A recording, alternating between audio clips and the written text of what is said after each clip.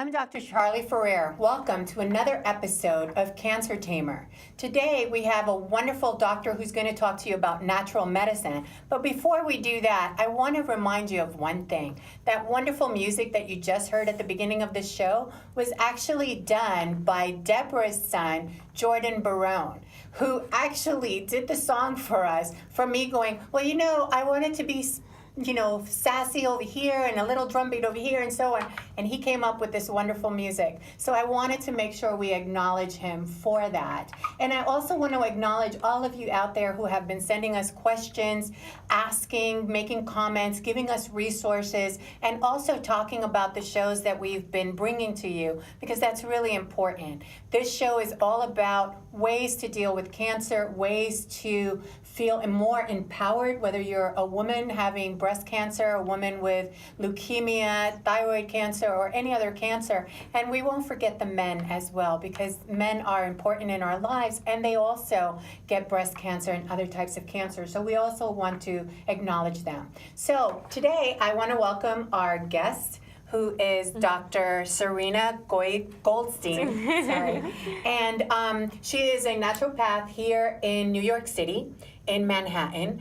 And of course, you already know our wonderful co-host, Deborah Santulli-Barone. Great to be back. Thank you. Thank you. We had a great weekend this time, right? Yes. Even though I was a little incognito, but it's wonderful to be here again and have you with us and talking. And so we're going to tag team Dr. Serena. And so tell us a little bit about what a naturopathic doctor is. Yeah, so it's similar education to conventional school. Then in addition to all the drugs and diagnostics, it's 4 to 5 years where then we also learn nutrition, homeopathy, botanical medicine, IV therapy, minor surgery, and physical medicine. Yeah. So it's more tools in our toolbox to not just treat the patient, but to get to the root cause of disease. We also have similar board exams to the USMLEs taken both in the middle of and at the end of the program, and then another licensing exam. So you really are a doctor. You're just not doing the traditional, conventional medicine. Is that we consider now the traditional? Here's conservative medicine, I think, I'd say where sometimes you go to a convention, conventional medicine, it's, all right, well, we're going to watch it, and then pharmaceuticals, and then surgery. We learn everything between the watch and wait, but we also learn the pharmaceuticals because they have their place as well as needed. But it's also per person. That's why two people can come in with the same concern and leave with completely different treatment plans. It's all about how they got there, what are their risk factors. So, that's what we call. And the difference is in the individual. Like, for instance, Deborah has breast cancer. I have breast cancer. We both had it. And so, but we're being treated, but we're being treated differently, and our body responds to things differently. Exactly. And so from a naturopathic perspective, you're taking the person in as a whole, not just, you're in your 50s and you're a woman and this is this. And this is the box that you fit in. This is the box. And then, of course, the mental, emotional. And no one's going to have the same two stories for that. Right. So really just encompassing who's the person sitting in front of us beyond the diagnosis. Excellent. Excellent. So naturopathic medicine is more about, from a holistic perspective, more herbs, more supplements. Or more herbs and vitamins and minerals and what your body may be lacking. Right. Right. So once again, it's really going down that therapeutic order. I mean, sometimes for people, they literally just need to drink more water to feel better. Maybe it really is as simple as seems. And then the better people start to feel, that's when maybe that was the largest obstacle to cure. Then you're also like peeling the layers off an onion, where, okay, maybe they're feeling a little better. Oh, but there's something that's been kind of bothering them for a while, and now they're like, wait, they get the education of what health could really mean and what imbalance really is, and they're like, wait, we want to go towards optimal health. We want prevention. All right, let's look at maybe what was bothering you for a while. What's been outstanding? What are your risk factors? And then once again, using combinations, and that's, where once again, natural and conventional, sometimes it could be all natural, sometimes people prefer conventional, and if that's where, wherever people are, you just meet them at that healing process. And so one of the things that you mentioned was water, and one of the questions that our viewers have asked is, why is water so important? It makes up 60 to 70% of our body. Yeah. But from that perspective, it's also, we have a lot of water intake, and so is there a special kind of water we should be drinking? Is it tap water? Is it mineral water? Is it, a big fancy Evian water? Right. Or is it just water? Right, or reverse osmosis, we hear, pH balanced. So is there anything confused. about the water that we're drinking? Does it really matter? Does it matter if we're drinking mineral water more so than just regular water or spring water? So far clinically, it's not that I've really seen. Certainly there are a number of companies out there that do higher quality filters, but at the same time, the fact of even getting water into people's diets, that's usually the biggest hurdle. And then if they're using plastic bottles, moving them away from that, so using glass bottles and, other, like the non-BPA when that came out a while ago. And I know there's a lot with the alkaline water, the reverse osmosis, and it could have benefit. It's something that, once again, depending on where you live, because I feel like in New York, we actually have really good tap water here. That's what they say, and it tastes good. Yeah, and you know what, if you're Big Brother knows the secret, we don't.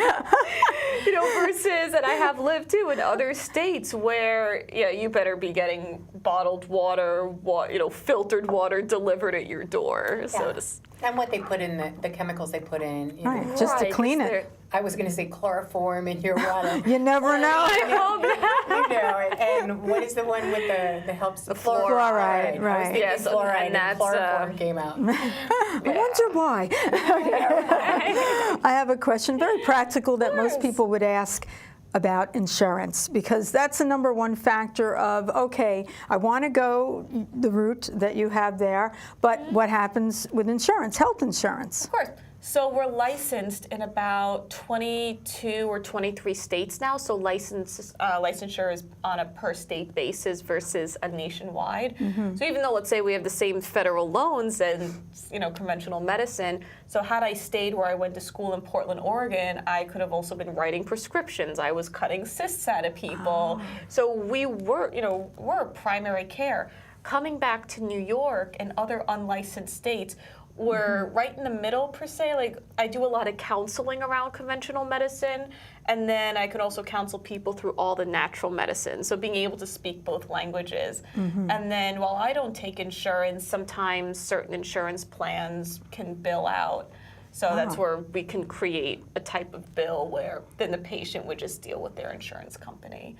But now even the trend is to move out of insurance anyway, so That's scary. Yeah, and so basically it depends on the physician who wants to take the insurance regardless. Right. And that's regardless of whether they're a naturopath or I've seen a traditional, and I hate saying traditional because I know. But your MD or a hospital might take your insurance. Right. And also depending on what state you're in will depend on whether or not your particular insurance company will accept that physician. And again, that's true of any physician. And also, you do have the out-of-network. I don't want to make this a show about insurance, but it's you important do to have know. the out-of-network providers where you pay a certain amount, and then your insurance will pay the other amount depending on what they worked out with the physician or the therapist or whoever it is. So have you worked with people that do out of network, and then they can still not have to pay the full price, or you don't even do that? Well, I don't really know. No, it's okay. I've had some patients who, where they'll request, and then I'll send them whatever forms. Unfortunately, and that's something that they can do on an individual basis. Right. Oh, okay. And that's good to know. And some ask, some don't. But I find that by the time they're even seeking out my help, they don't even care anymore. They're just like, Yeah, they've tried everything else. We want to do natural. We know that we're so kind of ruled by big pharma and insurance. They're at wit's end at this point, and that's where. And one of the things that you mentioned was, and I want to pull this towards cancer because that's what we always talk about. Yeah. But one of the things that you mentioned was prevention, that you work highly on, and as a naturopath, you work towards prevention as opposed to waiting for the last resort and coming in at the last resort. And so prevention is a big factor. And so for a person who has cancer or is trying to prevent getting cancer or any other kind of chronic illness, what would you recommend? How would you treat that? What is, is it good, naturopathic medicine, is it good to prevent and treat cancer and other chronic illnesses? Oh, of course. And actually, that's a lot of where it starts. I mean, of course, there are cancers people get when, they're really young, like kids, babies. But we also have genes that go back how many millions and millions of years, embedded in our DNA. But a lot of the risk factors for cancer aren't that much different than those for heart disease, hormone imbalances. So if there's an issue, and once again, if conventional medicine isn't addressing it quite properly, or maybe even a Band-Aid, and natural medicine could be a Band-Aid too if you're just treating a symptom and not getting to the root cause, because that means there's some process that's not right. So whether it manifests into a certain condition, whether it manifests into cancer. So when you're looking at the lifestyle, or working on sleep, stress, diet, exercise, and so forth, whatever comes up, and to really have them be empowered in their health, that's prevention. That's true, because I've been reading about chronic inflammation, which actually damages your DNA.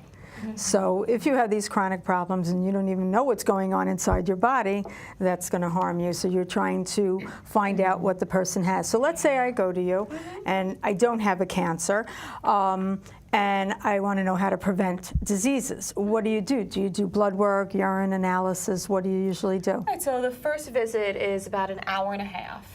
And it's looking at your family history, your social history, past medical history, because that's also going to give an idea of what kind of trajectory we're looking at as well. And then how long something's been going on too is going to be really important.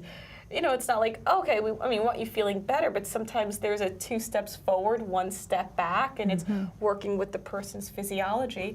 Usually I do like to see basic blood work. A lot of the times patients have it already, and they're like, here, we want you to look at this, and that's great. So, I do like to, find ways of testing here and there, because testing too in New York can be a little tricky, but, especially for patients out of state. But in general, though, I do find that there's also other components. Like, once again, there's the mental, emotional to everything that's going on with someone as well. Right. And there's always so much in that lifestyle, once again, especially the longer someone's had a disease, that getting them even sleeping at 10 o'clock at night, getting them eating a vegetable. She's bad. She'll be texting or emailing me. It's like 3 in the morning. I know, I was on the phone and I'm like, I need to sleep. Yeah. Go to sleep. It was only 10 o'clock. Yeah. I got a couple of hours to go. But that's how she functions at her optimal, and can stay healthy, I guess. So it's educating people too on like what makes you feel the healthiest. And there is, I remember even one of my male patients, just no energy, on the floor, and he runs his own business. What are you gonna? Boy. And for him, those first few visits was just teaching him how to cook and strategies to cook. I'm not giving you 12 ingredient recipes. I'm talking about leave a bag of vegetables in the freezer because I know you're going to forget to go grocery shopping. So if you have a bag of vegetables in the freezer, some dried beans, always keep avocados. That's just a great staple. There's a meal right there. Maybe top with olive oil and some Himalayan sea salt, which is actually very rich in vitamins and minerals. Love it. Oh, that's good. Yeah. Yes, a pretty pink one. The Himalayan salt. It's a pretty pink one. Yeah. And it actually tastes so much better. Yes. I do a lot of salt, and I my body craves the salt, and so I will put it on my. I'll do like little wedges of granny apples and peel them off, and then put lime on it and put Himalaya salt on it. Oh my God, it tastes so delicious. That's as close as you can get to a tequila, I guess. I was like, do I say that? I like that. But no, it's a wonderful meal because apples are actually great for your heart and your circulation. Oh, and the fiber in them. Exactly. Right, that's and important. so I end up where I just make these bowls of, and I refrigerate my apples because I like them cold. And then I actually, one of the meals that I did one time was I was making guacamole. And I forgot the chips. I didn't have any chips. And I was like, okay, well, I need something to dip. So I just grabbed my apples. And I started using my lime-coated apples with a little salt. And I started using it with the guacamole. And I was like, oh, my God, this is so delicious. You just invented. That's different. And so now that's the only thing I can eat my guacamole with. Okay. Because I don't That's like the fun. chips. The chips are kind of heavy. And So they're greasy. I say they're kind of empty, too. They are. Empty calories. When Right. because I buy like the multigrain and so on, but it's still. I know, I get the flaxseed, but even then, it's like, you can have a Same thing. handful, but yeah. You can eat more apples than the But you can eat, grains. yes, you can eat more apples, and so I do one or two little Granny Smith apples, and I peel them because I find that when I want to get all the stuff off of it, if it's not organic, even when it is organic, if you peel them, it'll soak in the lime juice more. Oh, yeah, that makes So then sense. I just kind of break a lime in half and then just pour it all on top and then salt it up. And oh my God, it is so delicious. And when I don't feel like cooking, that's what I eat. That's what you Right, eat. and that's really where I work with people is like, how can we get to the basics? What conditions or could we be potentially looking at to prevent? And then optimizing health, it's because there's a lot of times I'll even have patients say, oh, well, I don't go to the bathroom, every day, maybe every couple of days. And I'm just like, wow. Oh, that's toxins stored in your body. Thank you for bringing that up, because nobody ever wants to talk about the pooping. I tell people to go look.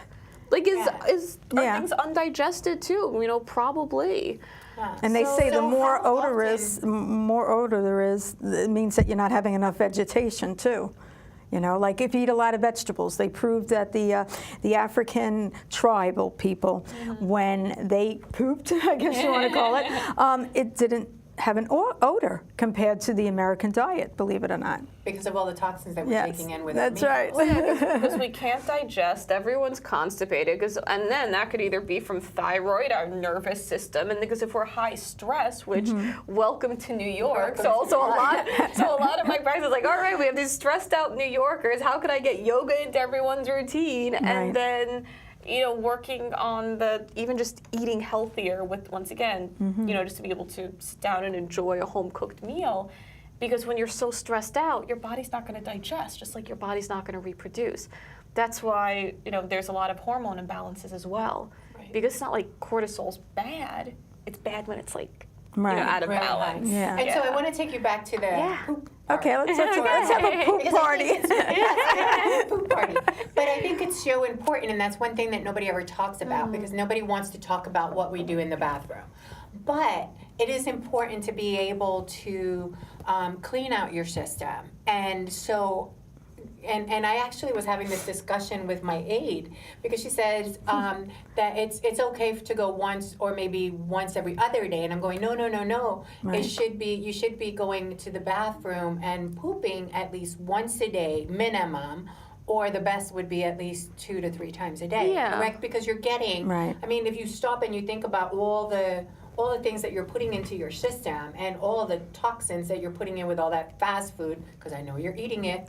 So, trying to get that out of your system and, using probiotics and stuff like that. So can you tell us what supplements or what herbs or what You can eat even. what vegetables that we can use to be able to start detoxing our body and help us use the bathroom more often so that we can get rid of the excess that we don't need. Right. So in the meantime, I mean, once again, if let's say that's a first concern of a patient, I just want them pooping right away. So that's where I'll go right for magnesium.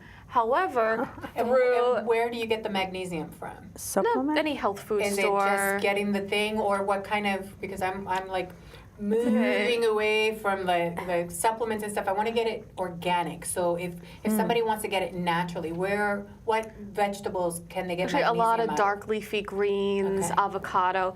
I mean, that said, though, we also have a lot of vitamins and minerals depleted in our soil, which is why magnesium is so important for us to have, because also when it's in the supplement itself, it's at a higher dosage, and so it's like also more of a therapeutic.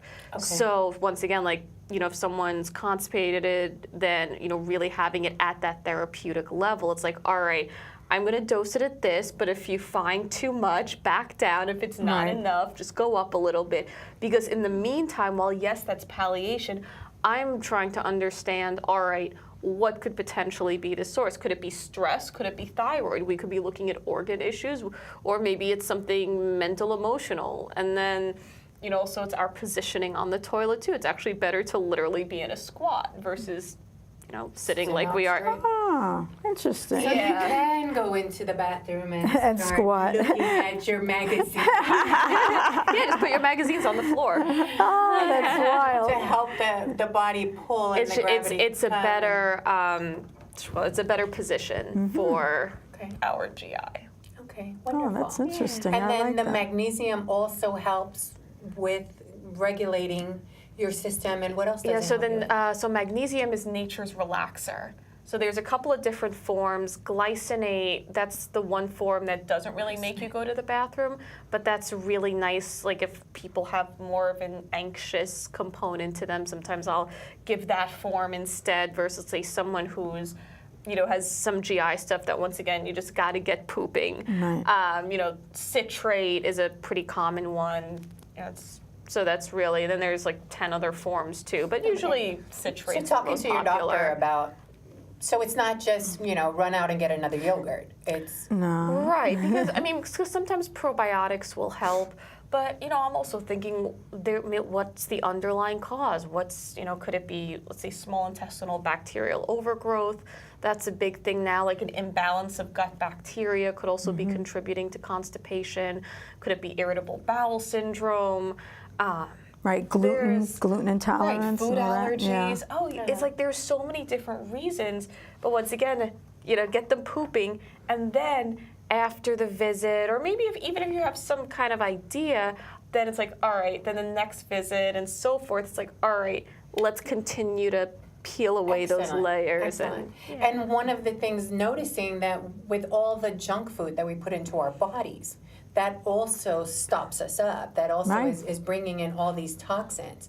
And what I tell people, somebody will say, oh, well, Charlie, you know, it takes you 20, 30 minutes to go and make dinner. But you know, you think fast food is fast and you just go up to the drive-through. But if you stop and you think about it, you got to drive to the drive-through. That's right. That's You got to true. wait for all the cars in front of you. Then you got to wait for them to take your order. And then you got to like wait till you look in the bag, go, damn it, you did the wrong thing. And I wanted fries, I wanted onion rings, you know. And so then you're waiting. So by the time you actually Right, that's finish true. with this fast food, it took you 30 minutes. Right, and you So can make a would've- quicker meal at You could have home. made a quicker meal. You could have made a healthier meal. Right, that's the And truth. so I tell people, and also, and I know we've had this discussion on other shows that we've done, Deborah, but it's the idea of every time I cook, I'm affirming the fact that I want to be healthier in my eating, that I want to, you know, make my body healthier and be better in my life and feel better. Well, you're in control And then. I'd say, and actually, when you cook, by the time you're smelling the food, you already have digestive enzymes starting in your mouth, the amylase, which is starting for Oh, the that's why I water in my mouth. I'm drooling when I smell the food. They're like coming to the front of your mouth, right, so so it's like you're when you're drooling. cooking and you're smelling food, it's a whole Interesting. Yeah, it's a whole experience. So that's already getting your digestive system going. So then by the time you're also digesting, it's like your pancreas is kind of waking up, just like, you know, your gallbladder and your liver and everything. It's like, oh wait, we need enzymes now, because once again, it's already starting in your mouth as you're cooking. Because then you know, And it also allows you to then be able to have your meal, enjoy your meal, Right. and you're full. more so than, oh, well, I smelled those French fries and those smell really good. And, Right. you know, and you hurry up and eat them, but you're still hungry, you know, 20 minutes later later, or on. when you're done, you're eating more. Yeah. Well, Yes. it takes Because our you're- body 20 minutes to actually Right. figure out. Yeah, we that you ate. ate. That's you ate. true. And So also the as you're heavier, preparing yeah, yourself. and like the greasier the food, I notice with me, I feel lethargic afterwards, and also so weighed down. And then I get nauseous sometimes from the grease, so I've tried to cut down on that. That's important. And I have to agree with you on that, Deborah, because I found where I don't eat sugar because, you know, sugar feeds your cancer, and I don't want Vladimir to get really upset with me. And for those of you who don't know Vladimir is what I called my cancer, my breast cancer. I call Sweet Pea my thyroid cancer. But everybody gets their own name. But I found that one day I went shopping with my aide, and we're standing there, and there was those little slices of fruit. They're just junk. You know, they're not even fruit. They're just the little spicy dots. Oh, You know, okay. and the orange ones. And I was like, wow, I haven't had that in forever. I need some. And so I decided to, you know, jump off the have cancer some wagon fun. for a day. Right, And I'm right. standing there, and I couldn't even wait to get out, you know. So I had one of those like craving Yeah. things, and I'm like eating these little slices of orange, and I'm like stuffing them into my mouth. And by the time I got to 4, and I was like, oh, this is so good. I haven't had it in forever. And she's like, okay, Charlie. And I'm like, no, you don't understand. I haven't had it forever. And I got to like number 5, and I stopped and I looked at her, and I'm like, I'm gonna puke. Oh, wow. I feel so sick. I mean, it was like instant. My body was just like rejecting Yeah. all of this sugar and all of this stuff, and I'm just looking at her like, I didn't realize how horrible this was for your body. Right. And I had already been like a year. Yeah, at least a since year. I stopped eating candy and you know and junk food like that. But it was just so fast that it went, and it just hit me, and I was just like, okay, I'm gonna be sick right here in this store. And then I'm just giving her the bag. I'm like, okay, I'll buy it for you. Right. But it's the truth, because your body does talk to you. Only we weren't taught to listen to it. And now when you back away and you start eating healthier, and then you have one of these crazy moments where you have to eat whatever, it does talk to you and say, I can't handle I was this. gonna say to all my patients too, knowledge is power. They're like, oh, you're gonna be so upset. I'm like, no, you just learned something. Right. You've been, what are you eating? Clean lifestyle. Yeah, and you and try that's putting it back. And that's Yeah. the beauty of it, that we want to, you know, you said it right there, having a clean lifestyle, eating better, feeling good about your body. And that old saying of, you know, your body is your temple. And I always thought people were like, okay, you're funky. Yeah. You know, yeah, okay, you're hokey. Just stay over No, there. it's- But it is so true, Yes. because you start feeling it. You start getting illness when you don't take care of yourself. You start feeling bad. And so what we want to leave you with on this show is look about naturopathic stuff, think about your health, think about what you're putting into your body, and feel better about yourself by just, you know, every day making one choice to do something better for yourself. So this is Dr. Charlie Ferrer with Cancer Tamer. Thank you so much for listening and for joining us, and feel free to send your questions to info@cancertamer.org and watch our show. Thanks.